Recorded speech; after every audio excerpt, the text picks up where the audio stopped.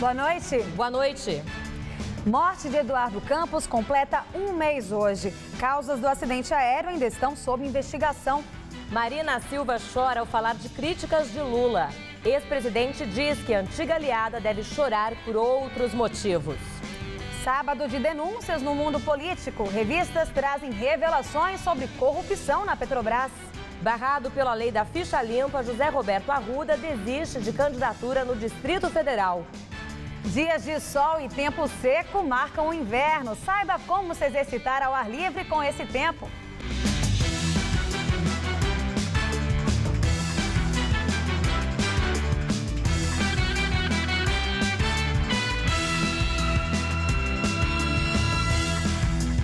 O estado de São Paulo enfrenta uma das piores estiagens de sua história e, com isso, a qualidade do ar fica prejudicada e a umidade cai. Quem se exercita nas dezenas de parques da cidade sente no corpo os impactos do clima seco e tem que se cuidar. A falta de chuva é uma das maiores já registrada no estado. Na capital paulista, os índices estão abaixo da média. De acordo com os dados do Centro de Gerenciamento de Emergências, de janeiro até agosto, choveu 758 milímetros, enquanto a média no período é de 894 milímetros. Até as pedras que ficam às margens do rio Tietê já estão expostas, revelando uma imagem que há muito tempo não se via. Outro problema é a baixa umidade relativa do ar, que vem atingindo percentuais preocupantes e que exigem cuidados. Segundo a Organização Mundial de Saúde, o percentual de umidade ideal para o bem-estar do ser humano é acima dos 60%. Quando esse índice atinge de 20% a 30%, é considerado estado de atenção. De 12% a 20% significa estado de alerta. Só para se ter uma ideia, na quarta-feira desta semana, a capital registrou 19% de umidade relativa do ar, o menor índice de 2014. Seu Edinaldo se exercita quase todos os dias no Parque Ecológico do Tietê. E nesta época do ano, tudo fica mais difícil. Imagine então com esse tempo ainda mais seco.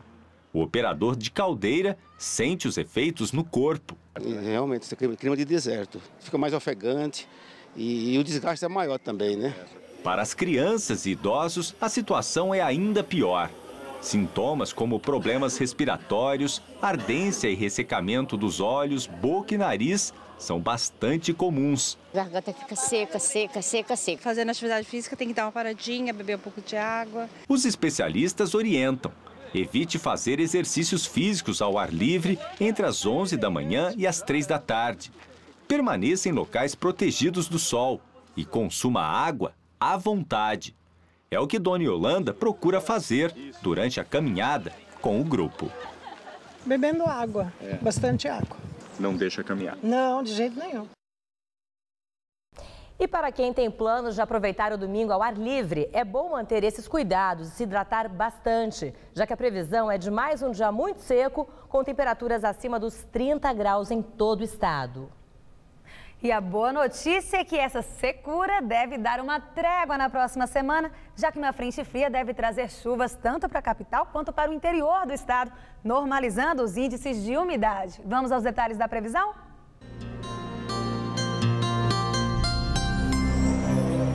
Uma grande massa de ar quente e seco ainda predomina em praticamente todo o país.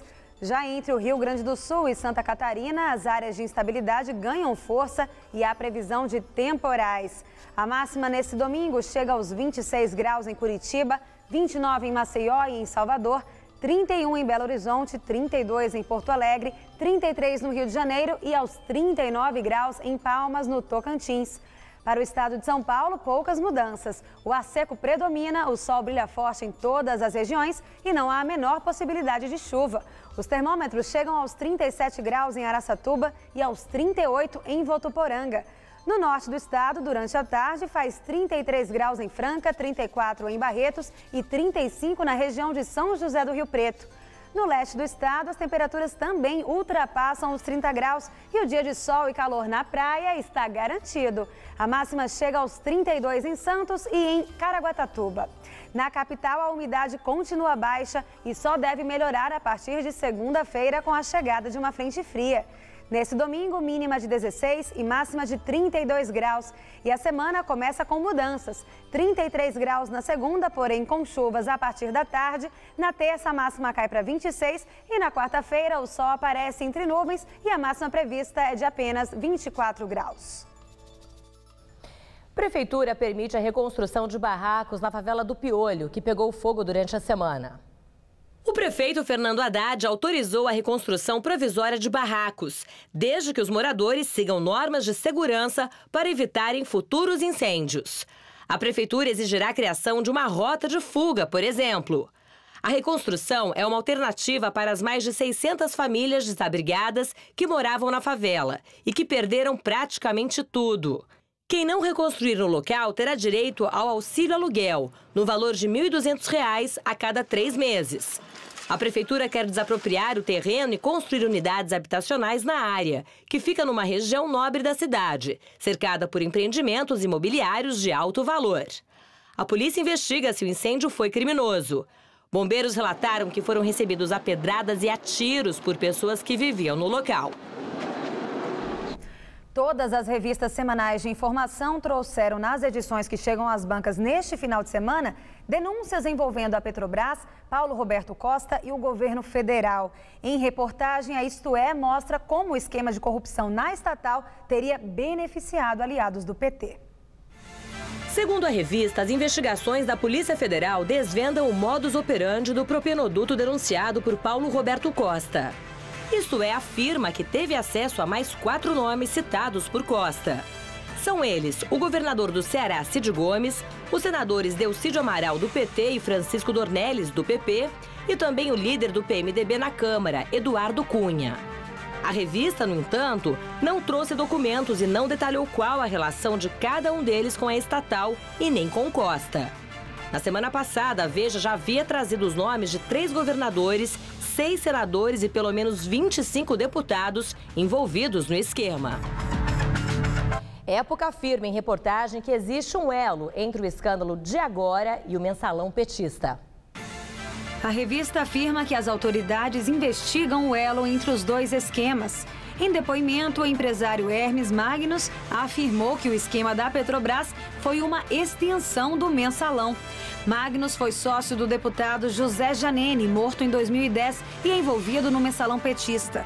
Janene foi acusado de receber mais de 4 milhões de reais em troca do apoio do PP ao governo do então presidente Lula. No esquema da Petrobras, ele seria o líder da quadrilha e homem de influência dentro da estatal. Ainda segundo as investigações, Paulo Roberto Costa e o doleiro Alberto Youssef estão envolvidos em ambos os esquemas de corrupção. Costa teria sido indicado à diretoria de abastecimento por Janene e o doleiro Alberto Youssef era quem intermediava o pagamento da propina. Já Veja afirma que o PT pagou chantagistas para escapar do escândalo da Petrobras. A fúria contra Marina é a chamada de capa de Veja. A revista afirma que nunca antes neste país se usou tanta mentira para atacar um adversário como o PT faz agora. A publicação também traz uma denúncia com o seguinte título: O PT sob chantagem. Segundo a revista, para evitar que o partido e suas principais lideranças sejam arrastadas para o epicentro do escândalo da Petrobras, a legenda teria comprado o silêncio de um grupo de criminosos e teria pago em dólar. Segundo a revista, o doleiro Enivaldo Quadrado, que teve envolvimento com o mensalão petista, teria chantageado o partido, pois teria em mãos documentos que comprovariam o envolvimento de petistas no escândalo da Petrobras. A revista não traz o posicionamento dos citados sobre as acusações. Carta Capital fala sobre o uso político do escândalo na campanha eleitoral. Com a chamada de capa Petrobras, o escândalo e a eleição, a revista afirma que o vazamento seletivo da delação premiada do ex-diretor da estatal presta-se ao jogo político rasteiro. Mas, segundo a revista, o Ministério Público e a Justiça tentam proteger a operação e transformá-la em um marco do combate à corrupção. E sabe quais são as manchetes de amanhã dos 2 principais jornais de São Paulo? O Estado de São Paulo. Por pena menor, ex-diretor da Petrobras devolverá 23 milhões de dólares. Segundo o jornal, em acordo da delação, Costa aceita repatriar dinheiro enviado à Suíça e pode ser condenado a até 5 anos. Folha de São Paulo. Desperdício de água de São Paulo é 4 vezes o volume poupado. De acordo com a publicação, maior cidade do país exemplifica despreparo do Brasil para a crise hídrica. E hoje faz exatamente um mês que morreu Eduardo Campos em um acidente aéreo em Santos. As investigações sobre as causas do acidente que matou Eduardo Campos e assessores ainda não foram concluídas nem pela Polícia Federal, nem pelo CENIPA, que é ligado à aeronáutica, nem pela Polícia de São Paulo. O avião decolou do Rio de Janeiro com destino à base aérea do Guarujá e acabou caindo em Santos após arremeter. As caixas pretas não gravaram as conversas do piloto com a torre de controle e essa falta de informações vem dificultando as investigações. Pessoas que moravam ou trabalhavam na área em que o avião caiu e que tiveram seus imóveis destruídos ainda esperam pelas indenizações. Hoje, a viúva de Eduardo Campos, Renata, homenageou o marido através da página oficial dele no Facebook. Ela escreveu: "Há um mês, nossos filhos perderam um maravilhoso pai e eu, o melhor marido. Hoje sentimos saudade de seu sorriso generoso, seu abraço carinhoso, da alegria da sua presença. Nossa perda é irreparável, mas o Brasil ganhou um exemplo." Candidata do PSB, Marina Silva, fez campanha hoje na região nordeste do país. Marina fez campanha pela manhã em Sobral, no Ceará. Ela lembrou um mês da morte do então candidato do PSB à presidência, o ex-governador de Pernambuco, Eduardo Campos. Marina disse que o dia serve para estabelecer uma trégua na campanha, sem agressões e apenas com as propostas do partido para o Brasil.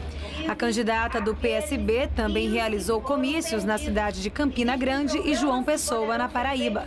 Agora à noite, Marina Silva ainda vai para Teresina, no Piauí.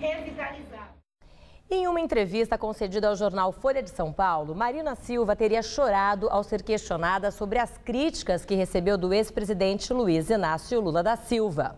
Ela e o petista foram aliados por 24 anos e Marina chegou a ocupar o Ministério do Meio Ambiente na gestão de Lula como presidente. A campanha petista, Marina já foi comparada a Collor e Jânio Quadros e chegou-se a dizer que ela era sustentada por banqueiros.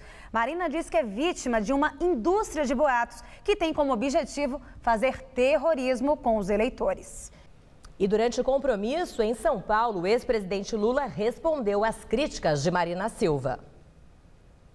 A dona Marina não precisa contar inverdades a meu respeito para chorar. Chore por outra coisa que ela quiser chorar. Nunca falei mal da dona Marina e vou morrer sem falar mal da dona Marina.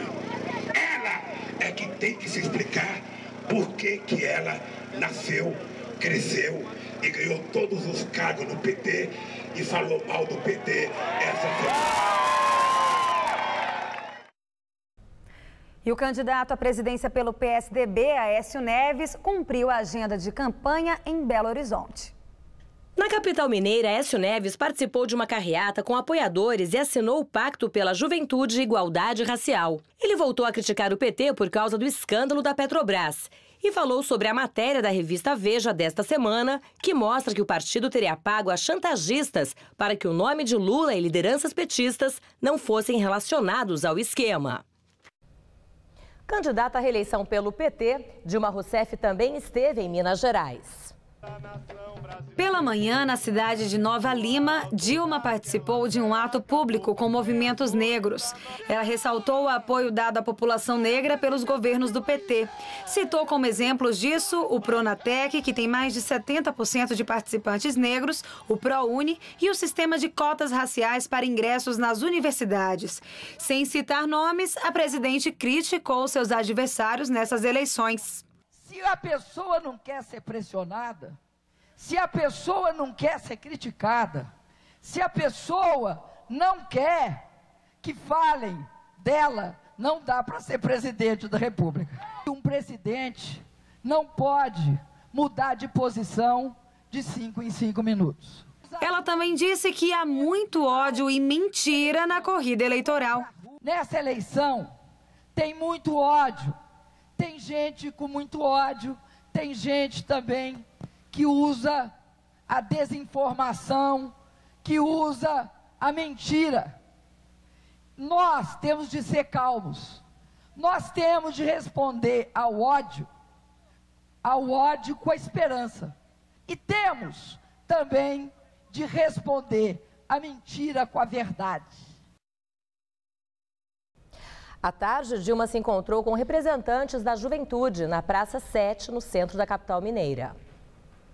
O Partido dos Trabalhadores realizou hoje em todo o Brasil um dia de mobilização chamado de Agita 13, convocado pela coligação de Dilma Rousseff.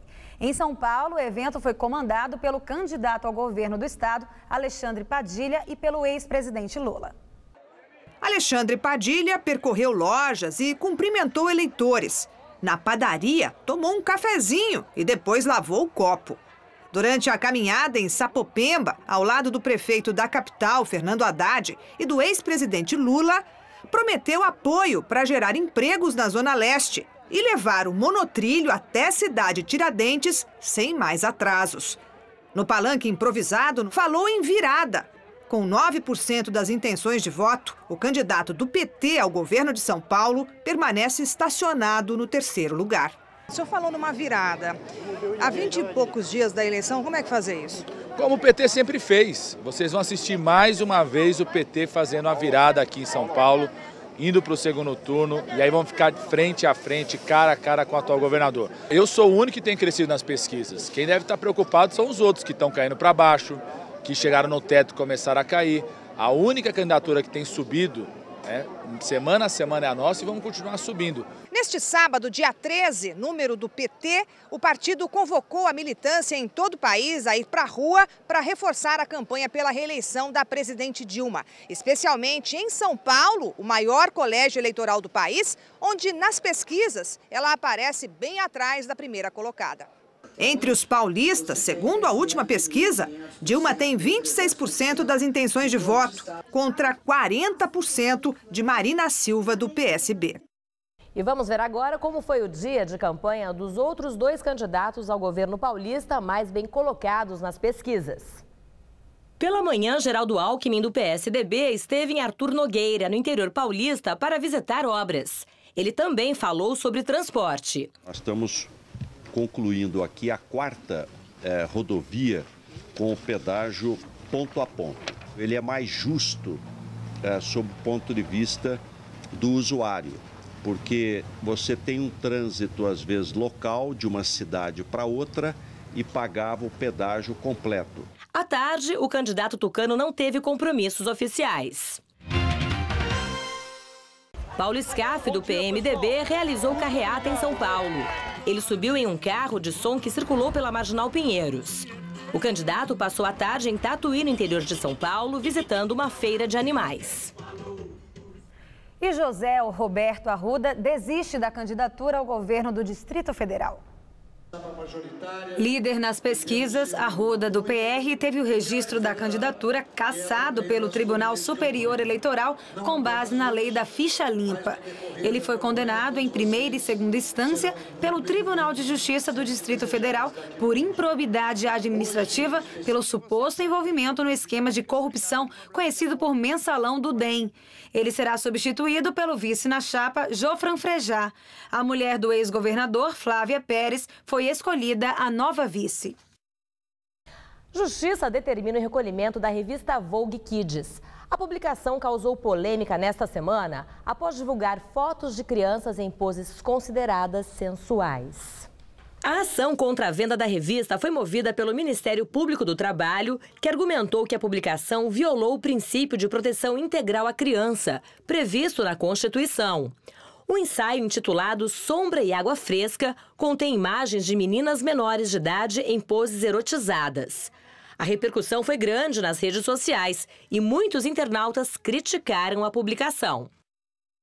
Em sua página no Facebook, a assessoria da Vogue Kids afirma que jamais pretendeu expor as modelos infantis a nenhuma situação inadequada. O metrô de São Paulo completa 40 anos amanhã. O primeiro trecho inaugurado, que é o da linha 1 Azul, tinha 6,5 km de extensão e ligava o Jabaquara à Vila Mariana. No início das operações, cerca de 2.860 pessoas utilizavam o sistema.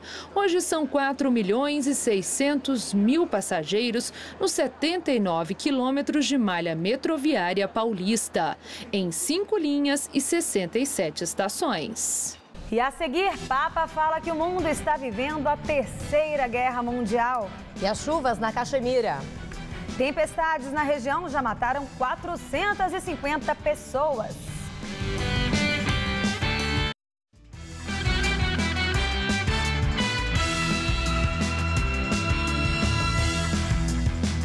O Ministério Público Federal no Rio de Janeiro denuncia o empresário Eike Batista por manipulação de mercado e uso indevido de informação privilegiada.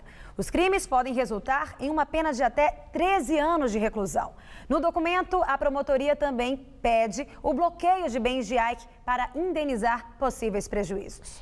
Entre os bens estão casas, apartamentos, carros, barcos e aeronaves, que juntos somariam até R$1,5 bilhão de reais.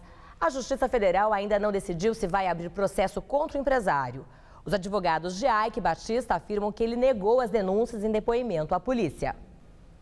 A região da Caxemira, disputada entre Índia e Paquistão, continua sofrendo com as chuvas. Essa já é a pior inundação nos últimos 60 anos. Na Croácia, as chuvas também causaram estragos.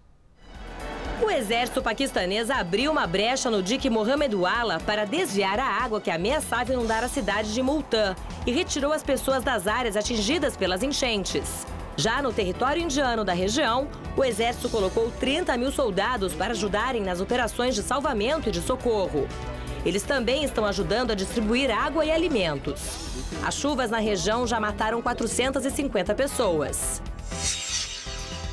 As chuvas também causaram inundações na Croácia. Autoridades do país iniciaram a retirada de 2.000 pessoas da cidade de Karlovac.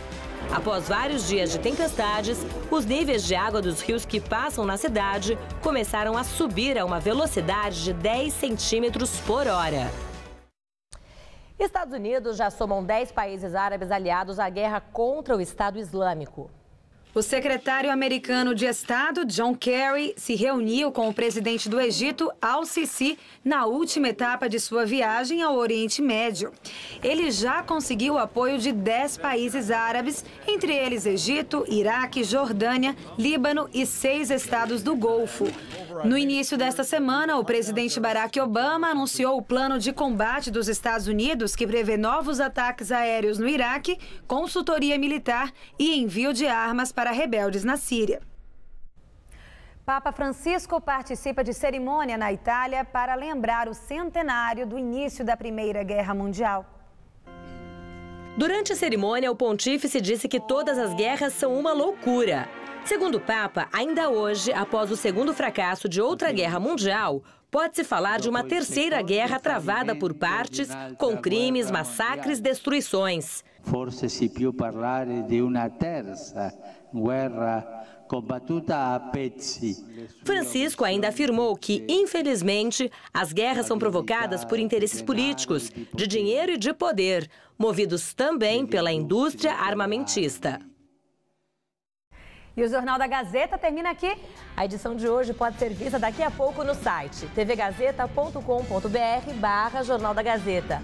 Excelente domingo para vocês. Nós voltaremos na segunda-feira às 19 horas. Boa noite, até lá.